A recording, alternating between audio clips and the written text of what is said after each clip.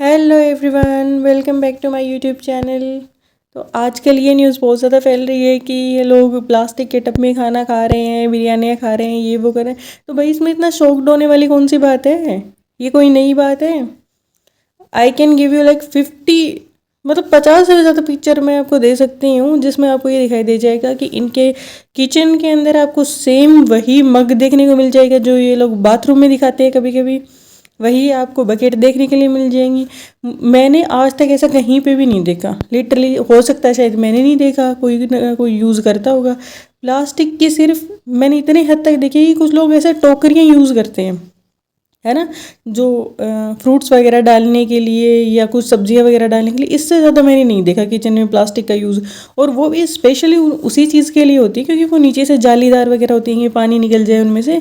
और वो भी आजकल लोग तो इतना सुधर गए हैं कि सबको पता है कि प्लास्टिक यूज़ नहीं करना चाहिए, है ना, खाने की चीज़ों के लिए। जैसे भी प्लास्टिक का यूज़ जो है वो हमारे लिए सही नहीं है, तो लोग कम से कम प्लास्टिक का यूज़ कर रहे हैं अपने घरों में।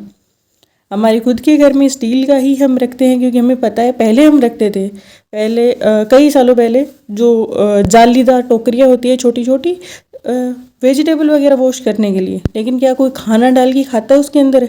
एक प्लास्टिक के टब के अंदर जो आप बाथरूम में यूज़ कर रहे हो उसको आप निकालो और उसमें आप बिरयानियाँ डालो, खाने डालो, और फिर उसको प्लास्टिक वाले मगों से निकाल निकाल के लोगों को डालो। हद है, मतलब कर रहा है तो होती है ऐसा देख के। कौन ऐसा करता है भाई? हद हो गई तुम लोगों की बदतमीजी की। कहते हैं ना कि पैसे से क्लास नहीं आती। आप, है ना, मैं इस चीज़ को ये भी नहीं कहूँगी, मैं इस चीज़ को इस तरीके से कहने की कोशिश करूँगी कि पैसे से संस्कार नहीं आते, है ना। आप रिश्ते तो बन सकते हैं लेकिन आप संस्कारी नहीं बन सकते, आप सभ्य नहीं बन सकते हैं। तो इसीलिए ये लोग ये ड्रामेबाजी कर रहे हैं। और लोगों को इतना शौक क्यों हो रहा है मुझे तो समझ में नहीं है। बहुत ज़्यादा शौक फील कर रहे हैं लोग कि देखो अचानक से क्या हो गया जिस टब में वो। और उसने खुद ये चीज़ कही थी कि मैंने बहुत टाइम से अपने पैर नहीं धोए हैं। जब उसने अपने पैर की, जब गुटखा किंग ने उसको कुछ तो गिफ्ट किया था, पायल वगैरह पता नहीं कुछ तो पहना रहे थे वो लोग उसको, गुटखा किंग, तब उसने अपने पैर की फ़ोटो डाली थी, वीडियो वगैरह डाली थी। मैं यहाँ पे डाल दूँगी पिक्चर, आपको देख लेना। उसके अंदर देखने के लिए आपको मिल जाएगा कि उसके पैर कितने गंदे हो रहे हैं। इतने बड़े बड़े चुड़ैलों जैसे नाखून हो रहे थे उसके। उसको मैं चुड़ैल नहीं कह रही, नाखूनों के लिए मैं स्पेसिफिकली ये बात कह रही हूँ। क्योंकि घरों में कुछ बोलते हैं ना, बहुत ज़्यादा बड़े नाखून हो जाए तो ऐसे कह देते, देखो कैसे चुड़ैलों जैसे नाखून कर रखे हैं। क्योंकि सही बताऊँ तो बड़े नाखून बिल्कुल भी हाइजीनिक चीज़ नहीं है, नहीं रखने चाहिए। अगर आप बहुत ही कोई हाई फाई इंसान हो जिसको ज़िंदगी में कोई काम ही नहीं है, वो रख रहा है, एकदम साफ़ सुथरे रख सकता है, तो फिर अलग बात है। एक नॉर्मल इंसान जो घर का काम भी करता है, सब कुछ करता है, नहीं है, नहीं रखोगे तो सही रहेगा आपकी सेहत के लिए, सही बता रही हूँ। और क्या सुंदरता है उसके अंदर, बड़े नाखून करने में क्या सुंदरता है? पर चलो, अपनी अपनी चॉइस है सबकी। मैंने तो कभी भी नहीं रखे और मुझे तो अच्छा नहीं लगता थोड़ा सा भी अगर नेल्स के अंदर कुछ हो तो। क्योंकि अगर आप भी मैं तो घर का काम भी नहीं करती हूँ, लेकिन मुझे खुद ही ऐसे अच्छा नहीं लगता है देख के ही। तो भाई शॉक्ड होने वाली तो इसमें कोई भी बात नहीं है। सालों साल से, पिछले जितने भी साल से, 4-5 साल से जो भी इनका यूट्यूब चैनल चल रहा है, मैं आपको हज़ारों ऐसी फ़ोटोज़ यहाँ पे अपलोड करके दिखा सकती हूँ जिसमें इनके घर पे, यहाँ पे ही नहीं, मुंबई वाले घर पे भी, इनके जो है ससुराल में भी, ये बेटी खाला के घर पे भी, हर जगह इन लोगों की यही हरकतें हैं। इस बार, इससे पहले भी मैं आपको एक अगर मुझे मिलेगी तो मैं फ़ोटो डालूंगी कि पिंक कलर का मग होता था इनके बाथरूम में जो ये लोग रख के रखते थे, और फिर उसी मग को मैं इनके किचन में रखा हुआ आपको दिखा दूंगी। और एक बाल्टी होती थी इनकी, वो भी इनके किचन के स्लैब पे दिखी हुई मिलती थी बहुत बार। फिर ये लोग जब बीमार होते हैं तो नाटकबाजी करते हैं कि हम तो ये हो गया, वो हो गया, हमारे लिए दुआ करना। मतलब लोगों के पास तो और कोई भी काम नहीं है। हम अपने लिए दुआ ना करें, हम अपने आसपास के लोगों के लिए दुआ ना करें, हम किसी के लिए प्रार्थना ना करें।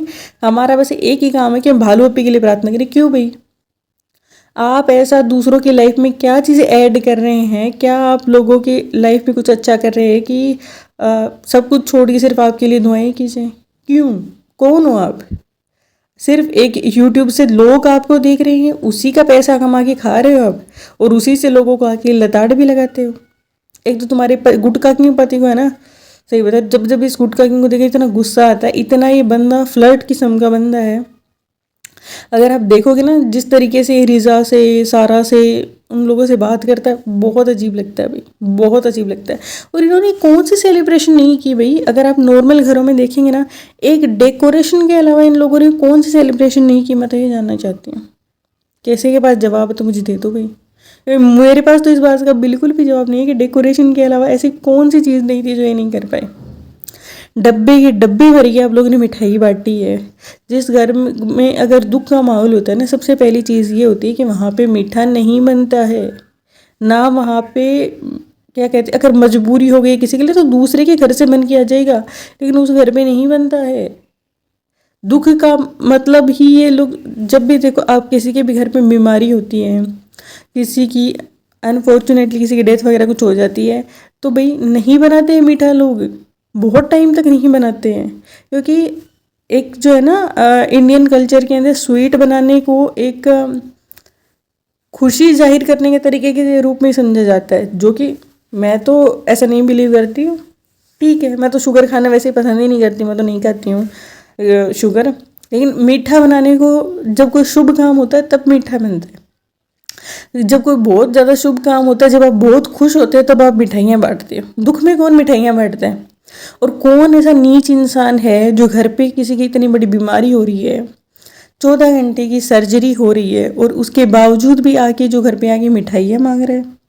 फिर ऐसे इंसान से तो रिश्ते नाते तोड़ देने चाहिए, मैं तो ये कहूँगी। लेकिन इनको फ़र्क कहाँ पड़ता है? ये हरकतें ये करेंगे तो तब ना जब इनको कोई फ़र्क पड़ेगा। ये लोग कभी भी ऐसा नहीं करेंगे। क्यों करेंगे ये लोग ऐसा? क्या इनको फ़र्क पड़ रहा है किसी से? कुछ नहीं है, ये अपने बेटे की खुशी में खुश है। इस बंदी के आप कुछ मत देखो, म्यूट करो वीडियो। आपको एक वर्ड भी किसी का सुनने की ज़रूरत नहीं है। जितने भी इसके भाभी के जो है बीमारी डायग्नोस होने के बाद में कि जो भी ब्लॉग्स हैं, आप उनको म्यूट करके, जहाँ पे भी ये दोनों दिख रहे हैं, जो भी इनकी फैमिली का कोई भी सदस्य दिख रहा है, आप उसको देखिए, सिर्फ म्यूट करके देखिए। कोई भी आप इनकी बात मत सुनिए। आपको क्या कहीं से ये चीज़ लग सकती है कि इनके घर पे कोई भी दुख का माहौल है? दुख का माहौल आप शब्दों से प्रकट नहीं कर सकते, होठों से तो आपकी मुस्कुराहट नहीं जा रही है। मैं नहीं कह रही आपको खुश होने का अधिकार नहीं है, आपको खुश होने का पूरा अधिकार है। अगर आप चाहते हैं अपने बच्चे की खुशी करना, अपने बच्चे के लिए मिठाइयाँ बांटना, केक काटना, जो कि आप सब कुछ कर रहे हैं, तो आप करो, कोई प्रॉब्लम नहीं है। लेकिन आप ये चीज़ कह दो कि कोई बात नहीं, बीमार है तो बीमार है, चलो ठीक हो जाएगी, हमें भाभी से, फिर ये नाटकबाजी मत करो। लोगों को कभी भी आप जो चीज़ें कर रही हैं उससे प्रॉब्लम नहीं रही है, वो तो आप कुछ भी करो, चाहिए हमें क्या लेना देना है ना। लोगों की जो प्रॉब्लम है ना आपके साथ, वो यही है, जो ये आपका डबल स्टैंडर्ड वाला बिहेवियर है ना, जो आप होते कुछ हैं और आप बन के कुछ दिखाने की कोशिश कर रहे होते हैं, नहीं अच्छा लगता ना। मत किया करो, कहते ही मनहूस लगते हो, ना ही करोगी तो अच्छा है। खैर, नहीं रुकेंगे ये लोग तो, क्योंकि यही तो है इनका काम, और क्या ही करेंगे। इनके पास और करने के लिए है क्या जो ये कर सकें? तो क्या बताओ यार, इन लोगों को देख के तो गुस्सा चढ़ता है। जिस बंदी ने आप लोगों के लिए इतना कुछ किया, आप लोग उसके ही नहीं हो। और ऑडियंस से भी मैं ये बात कहना चाहूँगी, जिस बंदी ने इन लोगों के लिए इतना कुछ किया, इनके पापा को मौत के मुंह से निकाला, इनको एक छोटी सी जगह पे लाके मुंबई जैसी जगह पे लेके आई, इस बंदे का मेक ओवर करवाया, इस बंदी के लिए तो मैं कह रही हूँ बहुत ज़्यादा, एक कहते हैं ना कि पूजनीय स्थान होना चाहिए, कोई बहुत बड़ा स्थान होना चाहिए अपनी भाभी का लाइफ में। उसको तो इसकी बात ही नहीं डालनी चाहिए कोई भाभी की, अगर इसको उस भाभी के लिए कोई फीलिंग नहीं। और सबसे ज़्यादा अगर मुझे किसी के लिए सैड फील होता है ना, क्या रूहान के लिए किसी की कोई फील नहीं आ रही है? क्या रूहान का ख्याल रखना सिर्फ उसकी नानी की जिम्मेदारी है? इन लोगों की क्या कोई जिम्मेदारी नहीं है? ये उस बच्चे के साथ इतना सौतेला व्यवहार कैसे कर सकते हैं? एक बच्चे को सारा घर लिए फिर रहे हैं। अच्छा, और भी तो घर के जो भी तुम्हें जो सो कॉल्ड जो बच्चे दिखाई देते हैं, जो कि 20-20 साल के बच्चे हैं, अगर वो तुम्हारे बच्चे के चारों सारा दिन बैठे रह सकते हैं, अगर वो तुम्हारे बच्चे से खेल सकते हैं, क्या उस बच्चे का अधिकार नहीं है? एक दिन तुम हाथ दिखाती हो, और वो भी तुम किस इंटेंशन से दिखा रही थी, देखते ही किसी को भी पता लग जाएगा। काला होना गोरा होना किसी के हाथ में नहीं होता है। वो बच्चा सुंदर है, सुंदरता आप कितने हंसमुख हो, कितने आप दिल के अच्छे हो, उस चीज़ से आती है। आप तुम बहुत वाइट हो, तुम्हें बहुत फेयर होने का शौक है, तुम बहुत फेयर हो, लेकिन मनुष्य तुम्हारे मुंह से छलकती है, क्योंकि तुम नेगेटिव हो, क्योंकि तुम लोगों का पूरा चाहती हो। है ना, और तुम्हें किसी के दुख से कोई फर्क नहीं पड़ता, तुम लोगों का फ़ायदा उठाना चाहती हो, तो वो चीज़ तुम्हारे मुंह पे दिखती है। तो फेयर कलर तुम्हें बिल्कुल भी सुंदर नहीं बना रहा। और अगर कोई इंसान, चलो तुम्हारी भाभी की ले लेते हैं बात, वो बंदी दिल की बुरी नहीं है, उस बंदे ने बहुत लोगों के लिए निस्वार्थ भाव से बहुत कुछ किया है। तो जब वो इतनी चीज़ें करे तो उसके मुंह पे कभी भी मनहूसियत नहीं दिखेगी आपको। वो जब भी दिखती देखो हंस के मुस्कुरा के दिखती है, उसकी मुस्कुराहट एक फ्रेश फीलिंग देती है लोगों को।